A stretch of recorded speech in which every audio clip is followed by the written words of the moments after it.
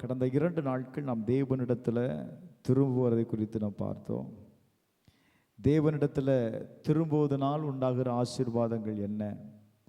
தேவனிடத்தில் ஒரு மனுஷன் திரும்பும்போது அவனுடைய வாழ்க்கை மறுபடியும் கட்டப்படுகிறது, அவனுடைய வாழ்க்கை உயிர்ப்பிக்கப்படுகிறது, கர்த்தர் அவனுடைய காயங்களை ஆற்றுகிறார் அப்படின்னு சொன்னேன். இன்றைக்கு வாசிக்கலாம். எரேமியா எழுதின தீர்க்கதரிசன புஸ்தகம் 15வது அதிகாரம் 18வது வசனத்தை வாசிக்கலாம். என் நோவு நித்திய காலமாகவும் என் காயம் ஆறாத கொடிய புண்ணாகவும் இருப்பானேன். நீர் எனக்கு நம்பப்படாத ஊற்றை போலவும் வற்றி போகிற ஜலத்தை போலவும் இருப்பீரோ. அப்போ நம்மளுடைய நோவு, நம்முடைய வேதனைகள் ஏன் பிரைசலாம் நித்திய காலமாய், அதாவது நம்முடைய வாழ்க்கையில நம்மளோடு கூட அந்த வேதனை வந்து கொண்டே இருக்கிறது. பாருங்க, இப்ப சொல்றா, என்னுடைய காயம் மாறாத கொடிய புண்ணாக இருக்கிறதுக்கு காரணம் என்ன? ஏன் இப்படிப்பட்ட சூழ்நிலை? அநேக ஜெபங்களை நாம் ஜெபிக்கிறோம், அநேக உபவாசங்களை நாம் எடுக்கிறோம், காரியம் மாறாமல் இருக்கிறது. என்னுடைய நோவு நித்திய காலமாகவும் என்னுடைய காயம் ஆறாத கொடிய புண்ணாகவும் ஏன் இருக்குது? 19வது வசனம், இது நிமித்தம் நீ திரும்பினால் நான் உன்னை திரும்ப சீர்படுத்துவேன். ஒரு ஆமென் சொல்லுங்களேன். அல்லேலூயா. நித்திய காலமாய் இருக்கிற வேதனை, நித்திய காலமாய் இருக்கிற போராட்டங்கள், நித்திய காலமாய் இருக்கிறதான பலகீனங்கள், அவன் சொல்லுகிறான் ஆறாத கொடிய புண்ணாக இருக்கிறது, அது என்னை வேதனைப்படுத்தி கொண்டே இருக்கிறது. இது நிமித்தம் நீ திரும்பினால் நான் உன்னை என்ன செய்வேன்? சீர்படுத்துவேன். எதெல்லாம் உங்க வாழ்க்கையில பிரைஸ் சொல்லலாம்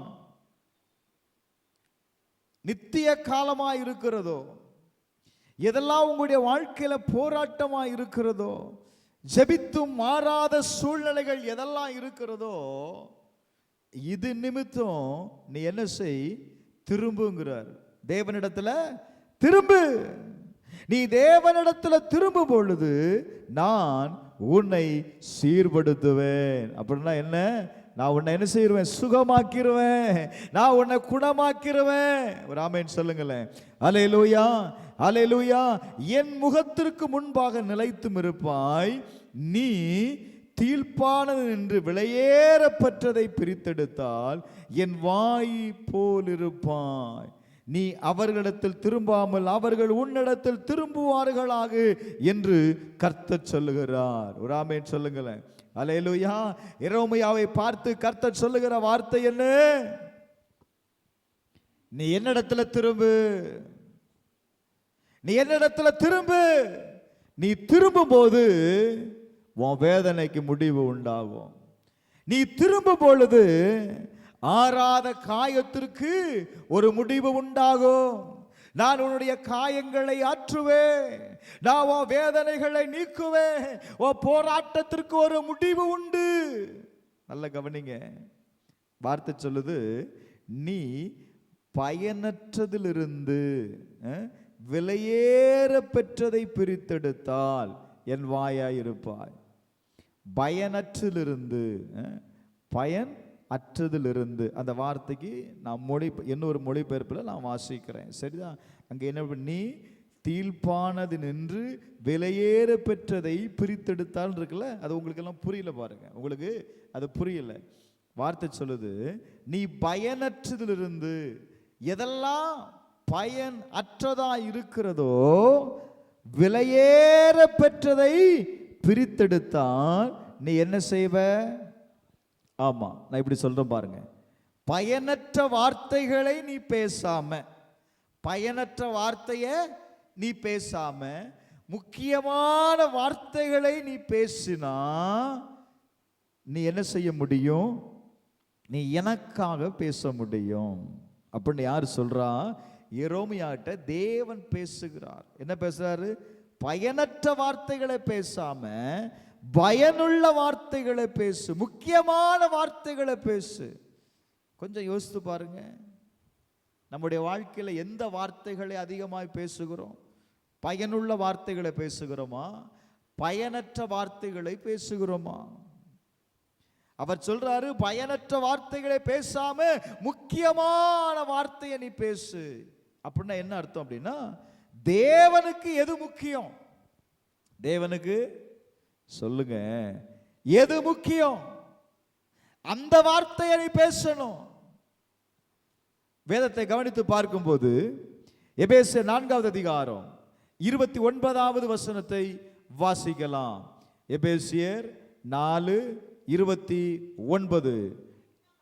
கெட்ட வார்த்தைகள் ஒன்றும் என்ன செய்ய வேண்டாம்ப்பா, உன் வாயிலிருந்து புறப்பட வேண்டாம். கெட்ட வார்த்தைகள் உன் வாயிலிருந்து புறப்பட வேண்டாம்.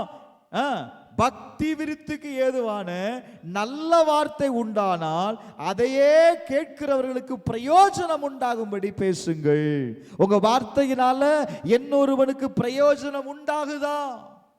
உன் குடும்பத்தில் இருக்கிற நபருக்கு உன் வார்த்தையினால பிரயோஜனம் உண்டாகுதா? நீ நல்ல வார்த்தையை பேசுகிறாயா? உன்னுடைய வார்த்தையின் நிமித்தம் உங்க குடும்பத்திற்கு பிரயோஜனம் உண்டாகுதா? சிலர் வாயை திறந்தாலே போதும், முத்தான வார்த்தைகள் வெளியே வரும் இல்ல? அவர் சொல்றாரு, நீ பேசுறது எப்படி பேசணுமா? பிறருடைய பக்தி விருத்திற்கு ஏதுவாயிருக்கும் அப்படின்னா, அந்த வார்த்தையினால ஒரு காரியம் உண்டாகும் அப்படின்னா, ஒரு வார்த்தையினால ஒரு நல்லது நடக்கும் அப்படின்னா நீ என்ன செய்? பேசு. சில வார்த்தைகள்னால சில காரியங்கள் என்ன செய்யும் போது பாருங்க, நின்று போயிடும். பார்த்துருக்கீங்களா? ஒரு நல்ல காரியம் நடக்கும்போது, நல்ல காரியம் குடும்பத்தில் நடக்கும்போது யாராவது ஒருத்தர் ஒரு தவறான வார்த்தையை பேசிட்டாங்க அந்த இடத்துல அப்படின்னா அந்த காரியம் என்ன செய்திரும் பாருங்க, நின்று போயிரும். அப்ப நல்ல கவனிங்க, வேதம் சொல்லு. இன்னொரு வசனத்தை வாசி. மத்தேயு 12:36. மனுஷர் பேசும் வீணான வார்த்தைகள் யாவையும் குறித்து நியாயத்தீர்ப்பு நாளிலே கணக்கு ஒப்புவிக்க வேண்டும் என்று உங்களுக்கு சொல்லுகிறேன். ஹல்லேலூயா. உன் வார்த்தைகளினாலே நீதிமான் என்று தீர்க்கப்படுவாய், அல்லது உன் வார்த்தைகளினாலே குற்றவாளி என்று தீர்க்கப்படுவாய். யாருடைய வார்த்தைக்கா? யாருடைய வார்த்தை? உங்க வார்த்தையினாலதான் நீ நீதிமானா அல்லது குற்றவாளியா என்று தீர்க்கப்படும். ஒவ்வொரு மனிதன் பேசுகிற ஒவ்வொரு வார்த்தைக்கும் என்ன உண்டு அப்படின்னா, அவன் கணக்கு ஒப்புவிக்க வேண்டும் என்று வேதம் சொல்லுகிறது. உங்க வார்த்தை எப்படி இருக்கிறது? பிரயோஜனமான வார்த்தையை உங்க குடும்பத்தில் பேசுறீங்களா?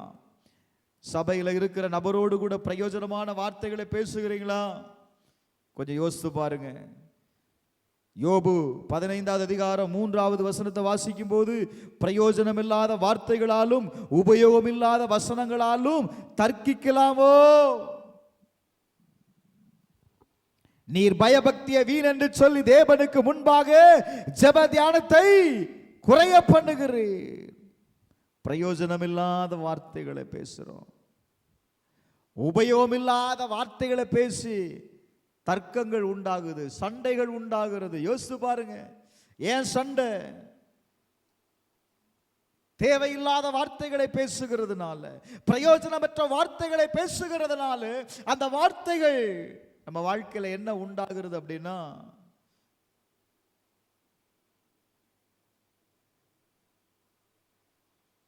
யோசித்து பாருங்க உங்க வார்த்தை எப்படிப்பட்டதா இருக்கிறது. அதனாலதான் தீமோத்தேயுட்ட சொல்லும்போது 2 தீமோத்தேயு 2வது அதிகாரம் 16வது வசனத்தை நீங்க வாசித்து பாருங்க. 2:16 சீர்கேடான வீண் பேச்சுகளுக்கு நீ என்ன செய்? விலகி இரு. அவைகளால் கள்ள போதகர்களான அவர்கள் அதிக அவபக்தி உள்ளவர்களாவார்கள். நல்ல கவனி. தீமோத்தேயுவிட்ட பவுல் சொல்றான், எப்பா சீர்கேடான வீண் பேச்சுக்கு நீ என்ன செய், விலகிரு, வேண்டாம். அந்த வார்த்தைக்கு நீ விலகி இருக்கணும்னு சொல்றாரு. நம்மளா அந்த வார்த்தை யார் பேசுறாங்களோ அவங்க கூட தான் வேற அப்படின்னு நினைச்சுவோம், நிற்போம். பாருங்க, மறுபடியும் சொல்றேன், கர்த்தர் எரோமியா தீர்க்கட்ட சொல்றாரு, எப்பா விலையேற பயனற்று இருக்கிற வார்த்தைகளை பேசாத, விலையேற பெற்ற வார்த்தைகளை நீ பிரித்து எடுத்து அதை நீ பேசு.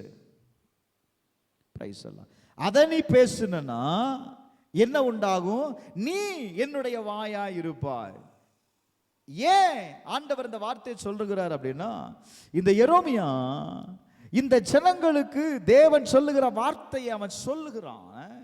ஆனா இந்த ஜனங்க என்ன செய்யல, அந்த வார்த்தைக்கு கீழ்ப்படியல, அந்த வார்த்தைக்கு ஒப்பு கொடுக்கல, அந்த வார்த்தைக்கு தங்களை அர்ப்பணிக்காததுனால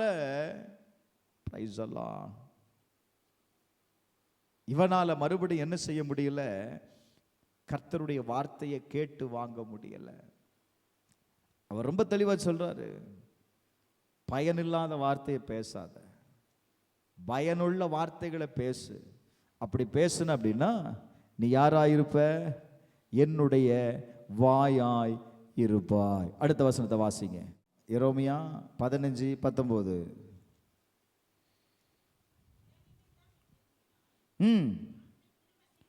உன்னை நான் திரும்ப சீர்படுத்துவேன். நல்ல கவனிங்க, நான் உன்னை திரும்ப சீர்படுத்துவேன்னு சொல்றாரு. அடுத்த வசனம், உன்னை இந்த ஜனத்திற்கு எதிரே அரணான வெண்கல அலங்கமாக்குவேன், அவர்கள் உனக்கு விரோதமாக யுத்தம் பண்ணுவார்கள், ஆனாலும் உன்னை என்ன செய்ய மாட்டாங்கப்பா, உன்னை மேற்கொள்ள மாட்டாங்க. ஒரு ஆமேன் சொல்லுங்களேன்.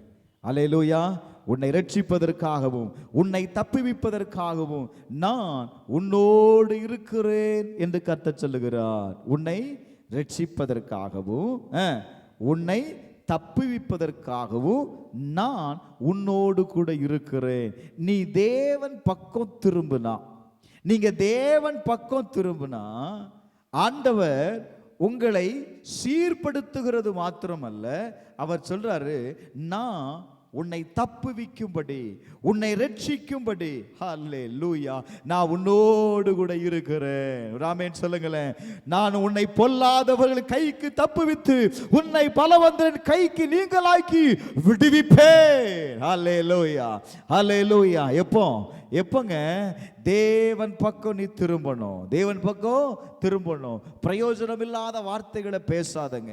பிரயோஜனமற்ற இருக்கிற வார்த்தைகளை நீங்க பேசி உங்க வாழ்க்கையில் இருக்கிற கனிகளை நீங்கள் இழந்து போகாதிருங்கள். வேதம் சொல்லுகிறது, ஏசாயா 55வது அதிகாரம் 7வது வசனத்தை நீங்க வாசித்து பாருங்க. 55:7 வாசிக்க பார்க்கலாம். 55:7, துன்மார்க்கன் தன் வழியையும் அக்கிரமக்காரன் தன் நினைவுகளை விட்டு கர்த்தரிடத்தில் திரும்ப கடவன், அவர் அவன் மேல் மனதுருகுவார். கர்த்தரிடத்தில் திரும்பும் போது துன்மார்க்கன் தன் வழியையும் அக்கிரமக்காரன் தன் நினைவுகளையும் விட்டு எங்க திரும்பணும்? யாரிடத்துல திரும்பணும்? அப்போ ஒரு மனுஷனுடைய நினைவு சரியில்லை, எண்ணம் சரியில்லை. ஆண்டவர் சொல்றாரு, நீ கர்த்தரிடத்துல திரும்புனா அவர் சொல்ற வார்த்தை என்ன? நான் மனதுருகுவான், அவன் மேல் மனதுருகுவான். நம்முடைய தேவனிடத்திற்கே திரும்ப கடவன், அவர் மன்னிக்கிறதற்கு தாயை பெருத்திருக்கிறார். அல்லேலூயா. உன்னுடைய அக்கிரமங்கள் மன்னிக்கப்படும் பொழுது, வழிகள் கர்த்தருக்கு பிரியமாய் இருக்கும் பொழுது அவர் என்ன செய்கிறார் தெரியுமா? உங்களை மன்னிக்கிறார். ஒரு ஆமென் சொல்லுங்களேன். அல்லேலூயா, அல்லேலூயா. தேவனிடத்துல திரும்புங்க. Praise the Lord. தேவனிடத்துல திரும்புங்க. நான் திரும்ப நான் சொல்லிட்டு இருக்கிறேன். ஏன் அப்படின்னா, நம்ம தேவனிடத்துல திரும்பும் பொழுது கர்த்தர் நம்மளை உயிர்ப்பிக்கக்கூடியவராயிருக்கிறார், நம்முடைய வாழ்க்கையை திரும்ப கட்டக்கூடியவராயிருக்கிறார், நம்முடைய வாழ்க்கையை சீர்படுத்தக்கூடியவர்களாயிருக்கிறார். நம்மால நம்ம வாழ்க்கையை ஒழுங்குபடுத்த முடியாது. நம்மால நம்முடைய ஆவிக்குரிய வாழ்க்கையை என்ன செய்ய முடியாது, ஒழுங்குபடுத்த முடியாதுங்க. பிரைஸ் எல்லாம். ஆனா தேவன் பக்கம் திரும்பும்போது அவர் சொல்றாரு, நான் உன்னை என்ன செய்வேன், நான் உன்னை ஒழுங்குபடுத்திடுவேன். ஹல்லேலூயா, ஹல்லேலூயா. ஒழுங்கின்மையா இருந்த இந்த பூமியை, வெறுமையா இருந்த இந்த பூமியை ஆண்டவர் என்ன செய்தார் தெரியுமா? அதை ஒழுங்குபடுத்தினார். இருக்கிற வசனம் இருக்காமா? பூமியானது ஒழுங்கின்மையும் வெறுமையுமாய் இருந்தது, அதன் மேல் இருள் இருந்தது, தேவ ஆவியானவர் அதன் மேல் என்ன செய்தார்? அசைவாடினார். ஆமென் சொல்லுங்களேன். ஹல்லேலூயா. அப்ப தேவன் அசைவாடுவதற்கு நீங்க உங்களை ஒப்பு கொடுப்பீங்கன்னா, லிசன், தேவன் அசைவாடுவதற்கு தேவனுடைய ஆளுகைக்குள்ள உங்களை ஒப்பு கொடுப்பீங்க அப்படின்னா, நான் சொல்லுவேன், உங்க வாழ்க்கையில் இருக்கிற ஒழுங்கின்மையான பகுதிகளை கர்த்தர் என்ன செய்வார் அப்படின்னா சீர்படுத்துவார். இரண்டாவது சொல்லுது, வெறுமையாயிருந்த பகுதி, வெறுமையாயிருந்த பகுதி அது இப்ப எப்படி மாறும் அப்படின்னா, அது பிரயோஜனம் உள்ளதாய் மாறும். அல்லேலூயா, அல்லேலூயா, ஹல்லேலூயா. நான் சொல்லுவேன், தேவன் பக்கம் நீங்க திரும்பும்போது உங்க வாழ்க்கையை கர்த்தர் சீர் அமைக்கிறார், சீர்படுத்துகிறார். 2 நாளாகமும் 17வது அதிகாரம் 3வது வசனத்தை வாசிக்கலாம். 2 நாளாகமும் 17வது அதிகாரம் 3வது வசனத்தை வாசிக்கலாம். கர்த்தர் யாரோடு இருந்தார்? யோசபாத்தோடு இருந்தார். கர்த்தர் யோசபாத்தோடு இருந்தார். அவன் பாகால்களை தேடாமல் தன் தகப்பனாகிய தாவீது முன் நாட்களில் நடந்த வழிகளில் நடந்தான். மறுபடியும் நான் சொல்றேன், ஆண்டவர் எதிலிருந்து திரும்ப சொன்னாரு? உன் வழியிலிருந்து திரும்பு, உன் நினைவுகள்ல இருந்து திரும்பு. ஏன்னா நம்முடைய வழிகள் தேவனுடைய பார்வைக்கு முன்பாக சரியா இருந்தாதாங்க கர்த்தர் நம்மோடு கூட இருப்பார். உங்களுடைய வழிகள் எப்படி இருக்கணும்? கர்த்தருக்கு முன்பாக செம்மையாய் இருக்கணும். வேதம் சொல்லுகிறது, யோசபாத் அவன் என்ன செய்தான்? தாவீது முன் நாட்களில் நடந்த வழிகளில் அவன் நடக்கிறான். அதனால என்ன உண்டாயிட்டு தெரியுமா? வாசிங்க. தகப்பனுடைய தேவனை தேடி இஸ்ரவேலுடைய செய்கைகளின்படி நடவாமல் அவருடைய கற்பனைகளின்படி நடந்து கொண்டான். அல்லோ, அவன் தாவீதினுடைய வழிகளில் நடந்ததுனால அவன் என்ன செய்கிறான் தெரியுமா? தன்னுடைய தகப்பனுடைய தேவனை தேட ஆரம்பிக்கிறான். தேவனை தேடுகிறது மாத்திரமல்ல, தேவனுடைய செய்கையின்படி அவன் என்ன செய்கிறான்? இஸ்ரவேலுடைய செய்கையின்படி நடவாமல் தேவனுடைய கற்பனையின்படி நடக்கிறான். அதனால அடுத்த வசனம் இருக்கா? ஆகையால் கர்த்தர் அவன் கையில் ராஜபாரத்தை திடப்படுத்தினார். ஒரு ஆமென் சொல்லுங்களேன், சத்தமா சொல்லுங்களேன். கர்த்தர் அவனோடு இருந்தார். கர்த்தர் அவனோடு இருந்தார். அவன் தன் வழியில நடக்கல, தன்னுடைய தகப்பனின் வழியில் நடக்கிறான். ஒரு ஆமென் சொல்லுங்களேன். முற்பிதாக்கள் காட்டின வழியில நடக்கிறான். இஸ்ரவேல் நடந்த வண்ணம் அவன் நடக்கல. அப்படி நடக்காததுனால கர்த்தருடைய கற்பனையின்படி நடக்க முடிந்தது. அப்படி அவன் நடந்ததனால அங்க என்ன நடந்தது தெரியுமா? அவனுடைய ராஜபாரியத்தை கர்த்தர் திடப்படுத்தினார். அடுத்த வசனம் சொல்லுகிறது, யூதா கோத்திரத்தார் எல்லாரும் யோசபாத்துக்கு காணிக்கைகளை கொண்டு வந்தார்கள். அவனுக்கு ஐஸ்வர்யமும் கனமும் மிகுதியாயிருந்தது. ஒரு ஆமென் சொல்லுங்களேன். அல்லேலூயா, அல்லேலூயா. நீங்க உண்மையா இருந்து பாருங்க, உண்மையா இருந்து பாருங்க. கர்த்தர் உங்களுக்கு ஐஸ்வர்யத்தை கர்த்தர் உங்களுக்கு கொடுப்பார். அல்லேலூயா, அல்லேலூயா. நீங்க வாசிங்களேன் அந்த 18வது அதிகாரம் 7 தொடர்ந்து நீங்க வாசிக்கும் போது இப்போ இவன் ஐஸ்வர்யத்தில் பெருகுதான். பெருகின உடனே இவன் என்ன செய்யறான் தெரியுமா? Praise the Lord. 1வது வசனத்தை வாசிமா. 1. யோசபாத்துக்கு மிகுந்த ஐஸ்வர்யமும் கனமும் உண்டாயிருந்தது. அவன் ஆகாபோடு சம்பந்தம் கலந்து சில வருஷங்கள் சென்ற பின்பு ஆகாப் அவனுக்கும் அவனோடு இருக்கிற ஜனத்திற்கும் அநேக மாடுகளை அடுப்பித்து கீலேயாத்தில் உள்ள ராமோத்திற்கு வரும்படி அவனை ஏவினான். இப்ப ஆகாப் என்ன சொல்றான் அப்படின்னா, இந்த ஆகாப் யார்? இஸ்ரவேலின் ராஜா. முதல்ல நான் சொன்னேன், இஸ்ரவேல் செய்ததை அவன் செய்யல. அவன் யார் செய்ததை செய்தான்? அவனுடைய தகப்பன்மார் தேவனை பின்பற்றின வழிகளில் அவன் நடந்தான். அதனால கர்த்தர் என்ன செய்தார் அப்படின்னா, அவனுடைய ராஜபாரியத்தை ஆசீர்வதித்தார்.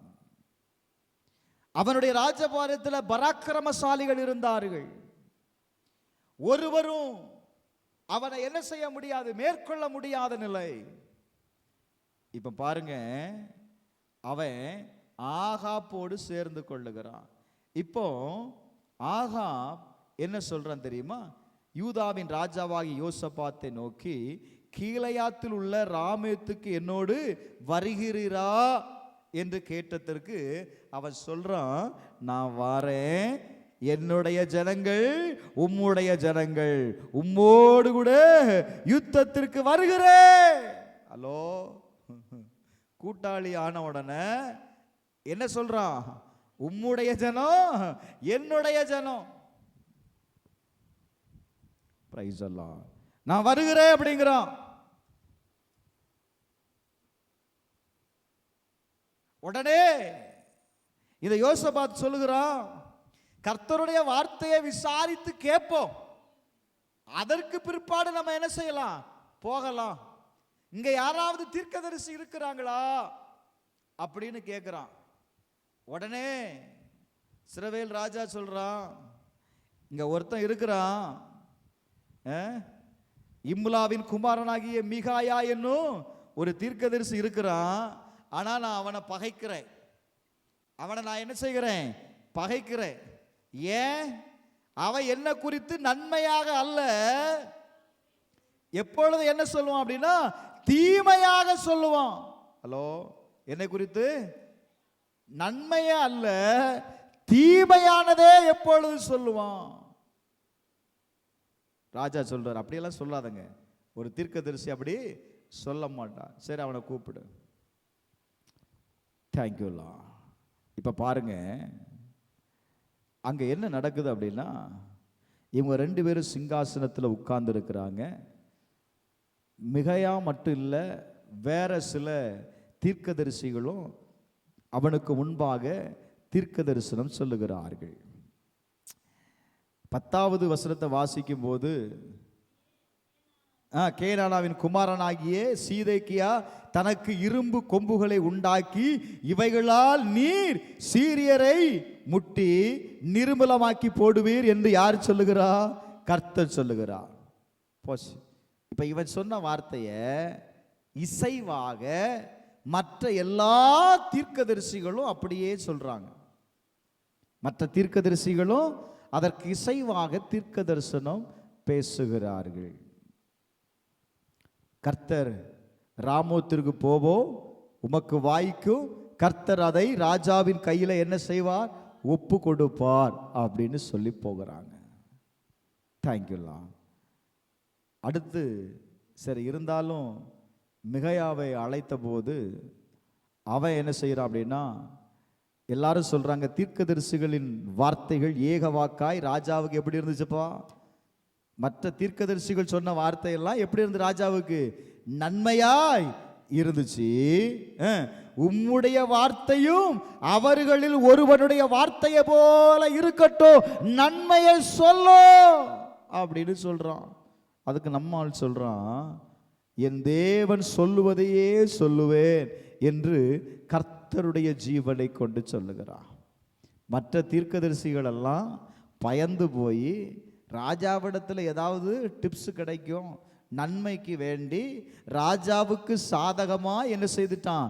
தீர்க்க தரிசனத்தை சொல்லிட்டான். நல்ல கவனிங்க, உங்களுக்கு சாதகமா யாராவது தீர்க்க தரிசனம் சொல்றாங்கன்னா கொஞ்சம் கவனமா இருக்கணும். ஆனா மிகையா சொல்றான், கர்த்தர் சொல்ற வார்த்தையை தான் நான் சொல்லுவேன், கர்த்தர் என்ன சொல்றாரோ அதை தான் நான் சொல்லுவேன், அதை தவிர நான் ஒண்ணுமே சொல்ல மாட்டேன். சரியா? இப்ப ராஜா கேட்கிறாரு 14 14வது வசனமா, அவன் ராஜாவிடத்தில் வந்தபோது ராஜா அவனை பார்த்து, மிகையாவே, நாங்கள் கீலேயாத்தில் உள்ள ராமோத்தின் மேல் யுத்தம் பண்ண போகலாமா போகலாகாதா என்று கேட்டார். அதற்கு அவன், போங்கள், உங்களுக்கு வாய்க்கும், உங்கள் கையில் என்ன செய்வார், ஒப்பு கொடுப்பாரா என்றான். தேங்க்யூலா. ராஜா அவனை பார்த்து, நீ கர்த்தருடைய நாமத்தில் உண்மையை அல்லாமல் வேறொன்றை என்னிடத்தில் சொல்லாதபடிக்கு நான் எத்தனை தர உன்னை ஆணையிட்டு இருக்க வேண்டும் என்று சொன்னான். நல்ல கவனிங்க. பிரைஸ் எல்லாம் அவன் சொல்றான், இஸ்ரவேல் எல்லாரும் மெய்ப்பல் இல்லாத ஆடுகளைப் போல மலைகளில் சிதறப்பட்டு இருக்கிறதை கண்டேன். அப்பொழுது கர்த்தர் இவர்களுக்கு எஜமான் இல்லை, அவரவர் தம் தம் வீட்டிற்கு சமாதானத்தோடு திரும்ப கடவார்கள் என்று சொன்னான். அப்போ உடனே இஸ்ரவேல் ராஜா யோசபாத்தை பார்த்து சொல்றான், இவன் என்னை குறித்து நன்மையாக அல்ல தீமையாகவே தீர்க்க தரிசனம் சொல்லுகிறான் என்று நான் உம்மோடு சொல்லவில்லையா? அப்பொழுது அவன் சொன்னது, கர்த்தருடைய வார்த்தையை கேளுங்கள். கர்த்தர் தம்முடைய சிங்காசனத்தின் மேல் வீற்றிருக்கிறையும் பரம சேனையெல்லாம் அவர் வலது பக்கத்திலும் அவர் இடது பக்கத்திலும் இருக்கிறதை நான் கண்டேன். Thank you Lord.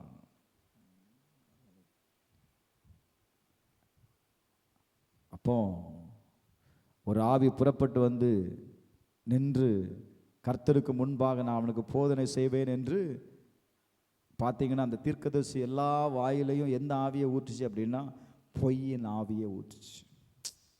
கர்த்தருடைய வார்த்தையை நம்ப விடலை. அநேக நேரத்தில் நம்முடைய வாழ்க்கையில் இப்படி தான் நடக்குது. பொய்யான வார்த்தைகளை நம்புகிறோம், பிரயோஜனமில்லாத வார்த்தைகளை நம்புகிறோம். ராஜா என்ன செய்கிறார் அப்படின்னா, மிகையாவை சிறைச்சாலையில் அடைத்து, நான் சமாதானத்தோடு வருகிறது வர இவனுக்கு என்னத்தை கொடுங்க, இடுக்கத்தின் அப்பத்தையும் இடுக்கத்தின் தண்ணீரையும் கொடுங்கள் என்று ராஜா கட்டளையிட்டார். ஹலோ, நீர் சமாதானத்தோடு திரும்பி வந்தான், கர்த்தர் என்னை கொண்டு பேசினது இல்லை என்று சொல்லி, ஜனங்களே நீங்கள் எல்லாரும் கேளுங்கள். இப்போ ராஜாவும் யூதா ராஜாவும் எங்கே போகிறாங்க அப்படின்னா, எங்கே போகிறாங்க, ராமோத்துக்கு போனாங்க. நடக்கிறது என்ன, 2 பேரும் முடிவு பண்ணுறான்.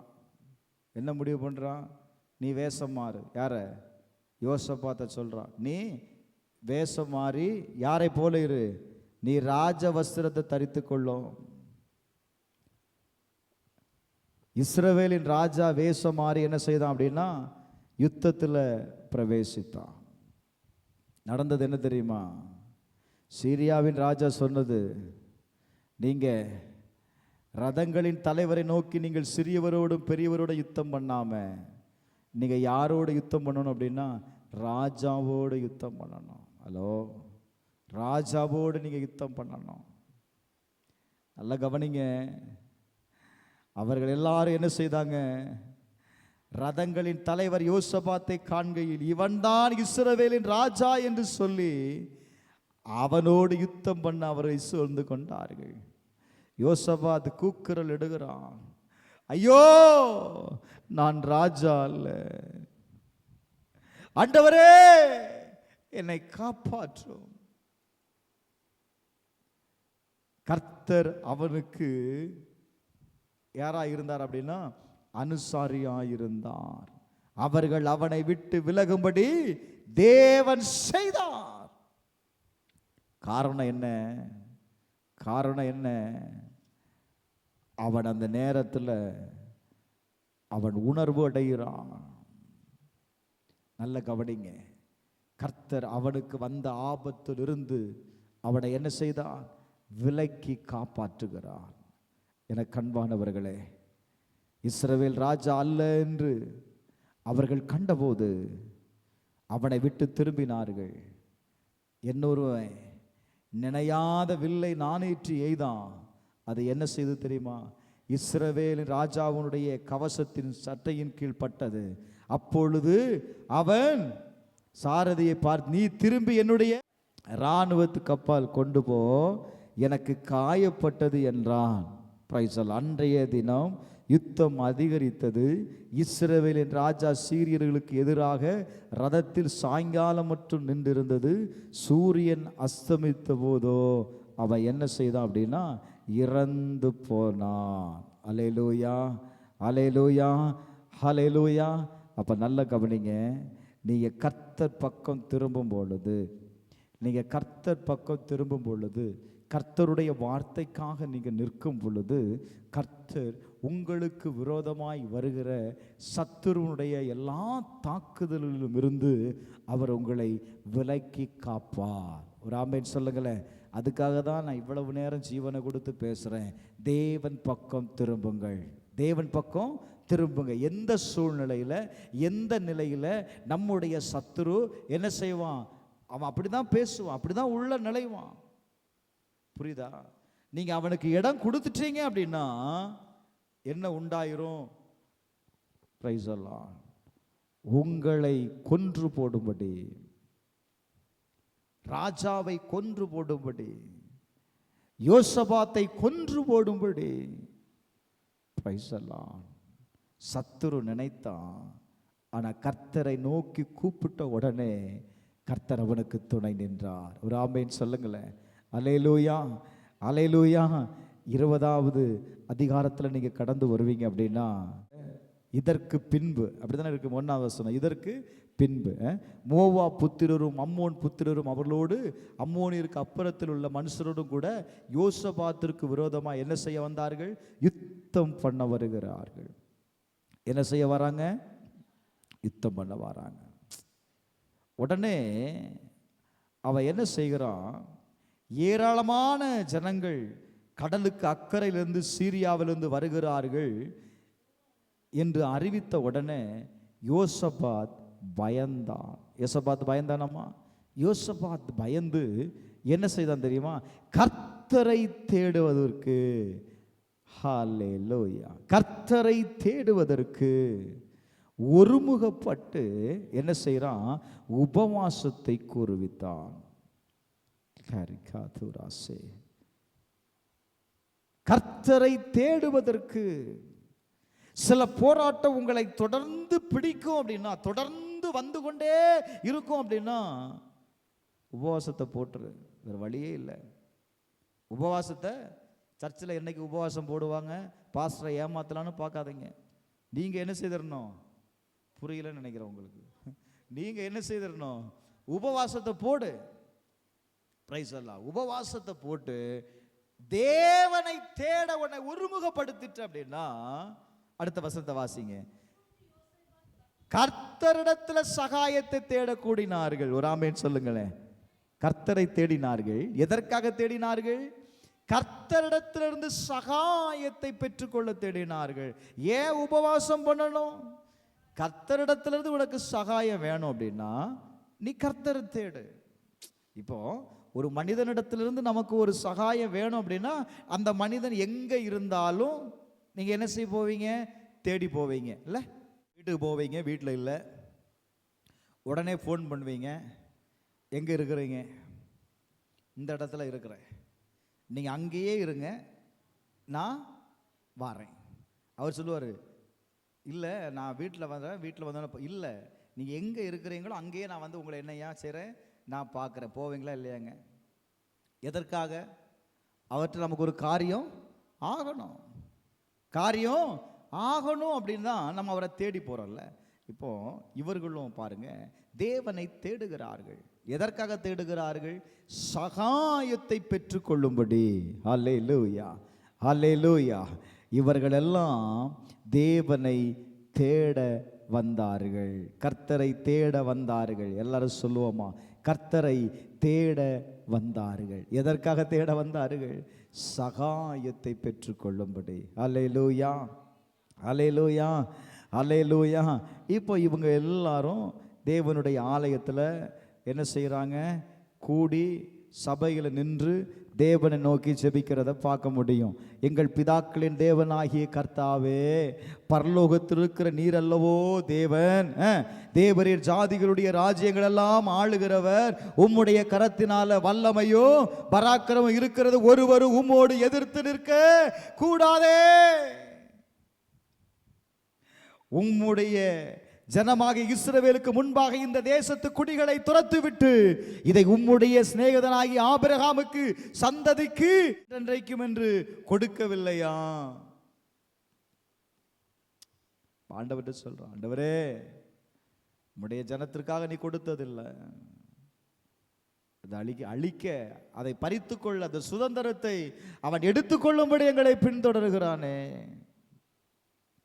பிரைஸ் அல்லாஹ்.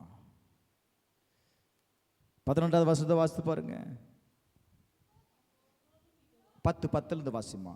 இப்போது இதோ இஸ்ரவேல் எகிப்து தேசத்திலிருந்து வருகிற போது அம்மோன் புத்திரரும் ஓவாப்பியரும் சேயீர் மலை தேசத்தாருடைய சீமைகள் வழியாய் போக நீர் உத்தரவு கொடுக்கவில்லை. ஆகையால் அவர்களை விட்டு விலகி அவர்களை நாசப்படுத்தாதிருந்தார்கள். இப்போதும் இதோ அவர்கள் எங்களுக்கு நன்மைக்கு தீமையை சரிகட்டி தேவரீர் எங்களை சுதந்தரிக்க பண்ணின உம்முடைய சுதந்திரத்திலிருந்து எங்களை துரத்தி விட வருகிறார்கள். முக்கியம், அந்த வார்த்தை ரொம்ப முக்கியம். நீர் எங்களுக்கு கொடுத்த சுதந்திரம் ஐயா, இது ஆபிரகாம் எங்களுக்கு கொடுத்த சுதந்திரம் ஐயா, ஆபிரகாமுடைய வழியில எங்களுக்கு கொடுத்த சுதந்திரம் ஐயா. இந்த சுதந்திரத்தை தேவன் எங்களுக்கு சுதந்திரிக்க பண்ணின உம்முடைய சுதந்திரத்திலிருந்து எங்களை துரத்து விட வருகிறார்கள். அல்லோ, சத்துரு தேவன் நமக்கு கொடுக்கிற ஆசீர்வாதத்தை உங்களால சுதந்திரித்து கொள்ள முடியாம அவன் உங்களை துரத்துவான். அவன் உங்களை என்ன செய்வான் சொல்லுங்க? துரத்துவான். ஏன் நன்மையை பெற்றுக்கொள்ள முடியல, ஏன் ஆசீர்வாதத்தை பெற்றுக்கொள்ள முடியல? காரணம் தேவ திட்டம் அதுல இருக்கிறதுனால சத்துரு என்ன செய்கிறான்? உங்களை அந்த சுதந்திரத்தை அடைந்து கொள்ள முடியாதபடிக்கு அவன் என்ன செய்கிறான் அப்படின்னா அவன் துரத்துகிறான். இதை நீங்க புரிந்து கொள்ளணும். இன்னைக்கு நிறைய பேருக்கு தெரியறது இல்லை. உடனே அவர்கள் எல்லாரும் என்ன செய்தாங்க? கர்த்தருக்கு முன்பாக நின்று பிரைஸ் எல்லாம் பேசிக்கிட்டே இருக்கும்போது கர்த்தருடைய ஆவி ஒருவன் மேலே இறங்குது. இறங்கி, யூதா கோத்திரத்தாரே, எருசலேமின் குடிகளே, ராஜாவாகிய யோசபாத்தே கேளுங்கள், நீங்கள் அந்த ஏராளமான கூட்டத்திற்கு என்ன செய்ய வேண்டாம்? பயப்படாமலும் கலங்காமலும் இருங்கள் என்று கர்த்தர் உங்களுக்கு சொல்லுகிறார். இந்த யுத்தம் கர்த்தருடையது, இந்த யுத்தம் கர்த்தருடையது, இந்த யுத்தம் உங்களுடையது அல்ல. ஒரு ஆமென் சொல்லுங்களேன். அல்லேலூயா. கர்த்தர் உங்களுக்காக என்ன செய்ய போகிறார்? யுத்தம் பண்ண போகிறார். அல்லேலூயா. நான் இப்படி சொல்றேன், கர்த்தர் உங்களுக்கு கொடுக்கிற சுதந்திரத்தை என்ன கவனிங்க. கர்த்தர் உங்களுக்கு கொடுக்கிற சுதந்திரத்தை, அதாவது ஆசீர்வாதத்தை என்ன செய்வார் தெரியுமா? Praise the Lord. அதை மற்றவனுடைய கையில் ஒப்பு கொடுக்க மாட்டார். அந்த சுதந்திரத்தை சுதந்திரிப்பதற்கு அவர் என்ன செய்வார் தெரியுமா? ஏன்னா அவர் உங்களுக்கு கொடுத்த சுதந்திரம் அப்படிங்கிறது சாதாரணமாய் வந்தது அல்ல, அது அவருடைய இரத்தத்தினால உங்களுக்கு என்ன செய்யப்பட்டது? மீட்டு கொடுக்கப்பட்டது. Praise the Lord. ஆதாம் இழந்த சுதந்திரத்தை ஆண்டவராயிருக்கிற இயேசு கிறிஸ்து ஆபிரகாமுடைய வழியாய் அவருடைய சந்ததியாய் இருக்கிற நமக்கு அவர் என்ன செய்திருக்கிறார் அப்படின்னா அந்த சுதந்திரத்திற்கு உங்களையும் என்னையும் பங்குள்ளவர்களாய் மாற்றிருக்கிறார். எதுலப்பா? அவருடைய இரத்தத்தினால உங்களை மீட்டெடுத்திருக்கிறார். அந்த அந்த சுதந்திரத்தை அவருடைய இரத்தத்தினால மீட்டெடுத்திருக்கிறார். அன்னைக்கு ஆதாம் என்ன செய்துட்டான்? அந்த சுதந்திரத்தை இழந்துட்டான், அவருடைய ஆளுமையை இழந்துட்டான். அது சாத்தானுடைய கையில கொடுக்கப்பட்டிருந்தது. ஆனா அவன் கையில இருந்ததை அவருடைய இரத்தத்தினால மீட்டு கர்த்தர் உங்க கையில கொடுத்திருக்கிறார். இப்ப மறுபடியும் உங்கள் கையில் இருக்கிற சுதந்திரத்தை இந்த சத்துரு என்ன செய்வான் தெரியுமா? அதை நீ சுதந்திரிக்க கூடாதபடிக்கு உங்களை துரத்துவான். புரியுதா? இனி அவனால் என்ன செய்ய முடியாது? வாங்க முடியாது. இனி அவனால் உங்களால் என்ன செய்ய முடியாது? வாங்க முடியாது. ஏன்னா வாங்கினதை இயேசு என்ன செய்துட்டாரு? மீட்டு எடுத்துட்டாரு. இனி உங்ககிட்ட இருந்து வாங்க முடியாது. இனி அவனால் என்ன செய்ய முடியும்னா உங்களை துரத்த முடியும். நன்மையை பெற்றுக்கொள்ள முடியாதபடி, அவருடைய சுதந்திரத்தை பெற்றுக்கொள்ள முடியாதபடி அவன் உங்களை துரத்துவான். ஹல்லேலூயா, ஹல்லேலூயா. அப்போ ஆண்டவருடைய வார்த்தையை கவனிங்க. இந்த யுத்தம் பண்ணுகிறவர்கள் நீங்கள் அல்ல, யூத மனுஷரே, எருசலேம் ஜனங்களே, நீங்கள் தரித்து நின்று கர்த்தர் உங்களுக்கு செய்யும் ரட்சிப்பை பாருங்கள். நீங்கள் தரித்து நின்று. ஹல்லேலூயா, ஹல்லேலூயா. நீங்கள் அவருக்கு எதிராக போங்க, அவர்களுக்கு எதிராக நீங்க போங்க, போங்க. வனாந்திரத்துக்கு எதிரான பள்ளத்தாக்கில் கடையாந்திரத்தில் கண்டு அவர்களை நீங்கள் சந்திப்பீர்கள். சந்தித்த உடனே பயந்து போகாதீங்க, அந்த இடத்துல தரித்து நில். பிசாசை பார்த்து பயந்து ஓடாத, பயந்து ஓடாத. எல்லாத்தையும் இழந்திருக்கும் போது சோர்ந்து போகாத, அந்த இடத்துல தரித்து நெல்லு. ஆண்டவர் சொல்றாருங்க, அவர்களுக்கு விரோதமா அவங்களுக்கு எதிராக நீ என்ன செய்? போ. அவங்க இந்த வழியா வர்றாங்க, அந்த வனாந்தரத்துல போனா நீ அவங்களை சந்திக்கலாம். அவங்களை சந்தித்த உடனே அங்க என்ன செய்? தரித்து சொல்லு, தரித்து நில், தரித்து நில். நீ அந்த இடத்துல நில்லு. நீ தரித்து நிற்கும் போது இப்ப என்ன நடக்கும் தெரியுமா? கர்த்தர் உங்களுக்காக யுத்தம் பண்ணுவார். அல்லேலூயா, அல்லேலூயா, அல்லேலூயா. நீங்களே யுத்தம் பண்ணுங்க. ஆண்டவரே, எனக்கு நடக்க முடியல, நான் வீட்டில் இருந்து ஜெபம் பண்றேன். யுத்தம் உங்களுடையதாய் மாறி போகும். கர்த்தர் உங்களுக்காக யுத்தம் பண்ண மாட்டார். ஆண்டவர் என்ன சொல்றாரு? உனக்கு விரோதமாய் வருகிற சத்துருவுக்கு முன்பாக நீ என்ன செய்? எதிர்த்து நில்லு. அந்த இடத்துல நில்லு. அதை பார்த்து, சூழ்நிலைகளை பார்த்து பயப்படாத, போராட்டங்களை பார்த்து பயப்படாத, அதை பார்த்து நீ கலங்காத. கர்த்தர் உங்களோடு கூட இருக்கிறார். எத்தனை பேர் விசுவாசிக்கிறீங்க? அல்லேலூயா. கர்த்தர் உங்களோடு கூட இருக்கிறார். இந்த வார்த்தையை கேட்ட உடனே யோசபாத் எல்லாரும் என்ன செய்யறாங்க தெரியுமா? அவர்கள் பணிந்து கொண்டார்கள். ஜனங்கள் எல்லாம் தேவனுக்கு முன்பாக பணிந்து கொண்டார். ஏன்? கர்த்தர் என்னோடு கூட இருக்கிறான்னு சொல்லிட்டார். கர்த்தர் எங்களோடு கூட இருக்கிறார் என்று சொல்லிட்டார். அதிகாலையில் எழுந்து என்ன செய்தாங்க தெரியுமா? அவர்கள் வனாந்திரத்திற்கு புறப்பட்டு போனார்கள். அல்லேலூயா. கர்த்தர் சொன்ன வார்த்தையை நம்பி வனாந்திரத்திற்கு போனார்கள். வேதம் சொல்லுகிறது, யா கர்த்தரை நம்புங்கள், கர்த்தரை நம்புங்கள். சகோதரா, சகோதரி, கர்த்தரை நம்பு. வா, சூழ்நிலைக்கு கர்த்தரை நம்பு. வேதம் சொல்லுகிறது, அப்பொழுது நிலைப்படுவீர்கள். உங்க தீர்க்கதரிசியை நம்புங்க, அப்பொழுது உங்களுடைய காரியம் வாய்க்கும். கர்த்தரை நம்புயா, கர்த்தரை நம்பு. அல்லேலூயா. உங்களுடைய எல்லா சூழ்நிலைக்கும், எதிர்மறையான காரியத்திற்கு கர்த்தரை மட்டும் நம்புங்க. யோசபாத் தேவனிடத்துல சரண்டர் ஆயிட்டான், தேவனிடத்துல சரண்டர் ஆயிட்டான். வசனம் சொல்லுகிறது, அவர்கள் கர்த்தரை துதிக்கவும் கர்த்தரை பாடவும் அவன் நிறுத்தினான். அவர்கள் எல்லாரும் பாடி துதி செய்ய தொடங்கின பொழுது, யூதாவுக்கு விரோதமாய் வந்த பதவியிருந்த அம்மோன் புத்திரரும் மோவாபியரும் சேயீர் மலை தேசத்தாரையும் ஒருவருக்கு விரோதமாக ஒருவரை கர்த்தர் எழுப்ப பண்ணினால் அவர்கள் வெட்டுண்டு விழுந்தார்கள். ஒரு ஆமேன் சொல்லுங்களேன், ஒரு ஆமேன் சொல்லுங்களேன். ஹல்லேலூயா, ஹல்லேலூயா. உங்களுக்கு விரோதமாய் வருகிறவனை, உங்களுக்கு விரோதமாய் வருகிறவனை, ஹல்லேலூயா, உங்களை துரத்துகிறவனை நான் சொல்றேன், அவனை துரத்துறதுக்கு வேற ஒருத்தரை கூப்பிடாத. ஆண்டவர் சொல்றாரு, உன்னால் அவனை துரத்த முடியும். உன்னால் என்ன செய்ய முடியும்? நீ பயப்படாம, கலங்காம தரித்து நில்லு. உபவாசத்தில் தரித்து நில்லு. உபவாசம் பண்ணி ஜெபம் பண்ணு. பிரைஸ் அல்லாஹ்.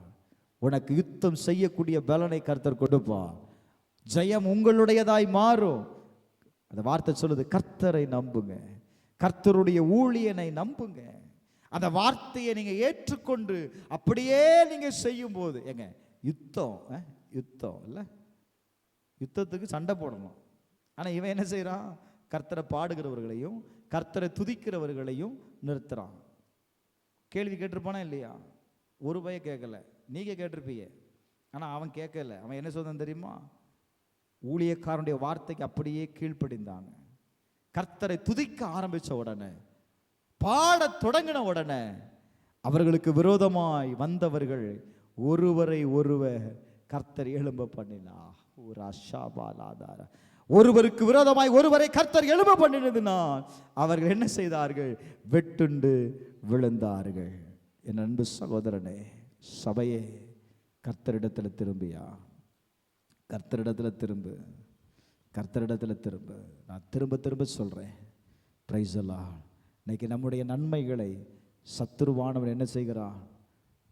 அவன் நம்ம ஆண்டவர் நமக்கு கொடுக்கிற சுதந்திரத்தை பெற்றுக்கொள்ள முடியாதபடிக்கு அவன் நம்மளை துரத்துகிறான். இதை நீங்கள் புரிந்து கொள்ளணும். முதல் நாள் சொன்னேன், நீங்கள் தேவன் பக்கம் திரும்பும்போது உங்களுடைய சுதந்திரத்தோடு கூட ஆண்டவர் சேர்க்க பண்ணுவார். இரண்டாவது நாள் சொன்னேன், நீங்கள் தேவன் பக்கம் திரும்பும்போது உங்கள் சுதந்திரத்திற்கு நேராக கர்த்தர் உங்களை திரும்ப பண்ணுவார். அல்லேலூயா, அல்லேலூயா, அல்லேலூயா.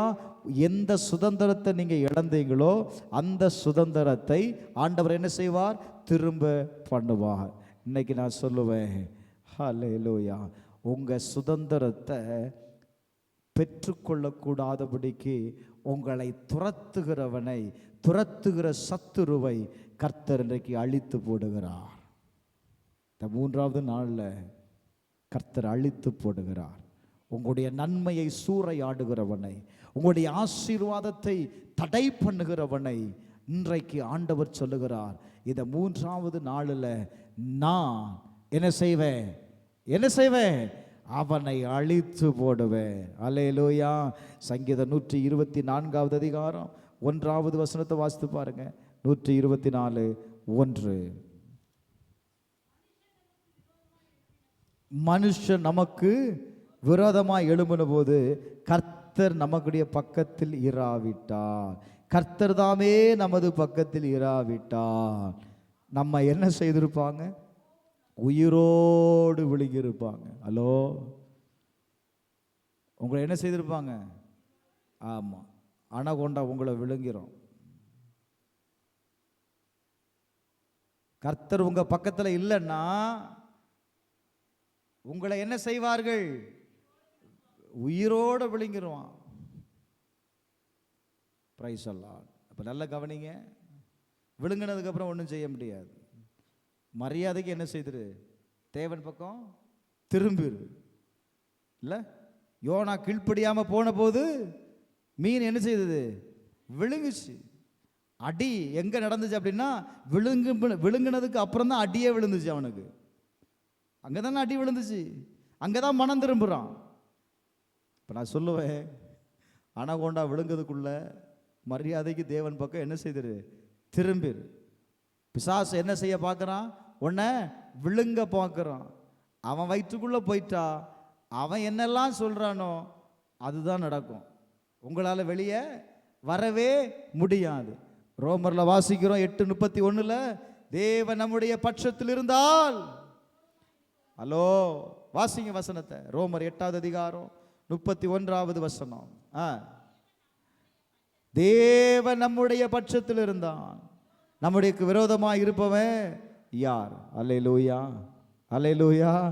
தேவன் உங்க பட்சத்தில் இருக்கலன்னா சபையே கவனி, உங்களை முழுசா ஒழுங்கிடுவான். முழுசா என்ன செய்யருவான்? என்னம்மா எல்லாம் ஒரு மாதிரி பார்க்குறீங்க?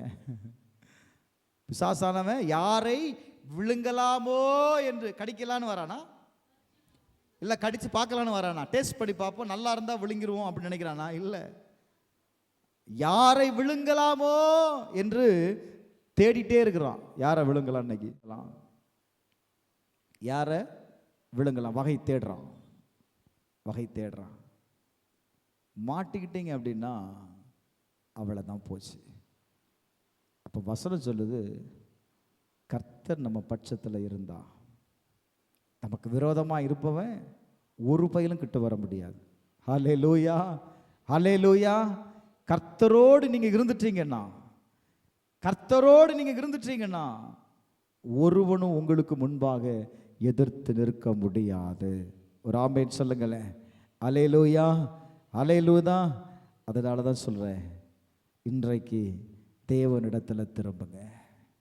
எரேமியாவை பார்த்து ஆண்டவர் சொன்னார், எரேமியாவே நீ என்னிடம் திரும்பு, என்னிடம் திரும்பு.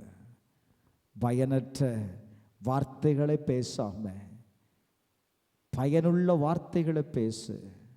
அப்போதுதான் நீ எனக்காக பேச முடியும். நீ கர்த்தர் உங்களோடு கூட பேசுகிறார். பயனுள்ள வார்த்தையை உங்கள் வாழ்க்கையில் பேசுங்க. பயனுள்ள வார்த்தையை பேசுங்க. பயனில்லாத வார்த்தையை தயவு செய்து யாருக்கிட்டையும் பேசாதுங்க.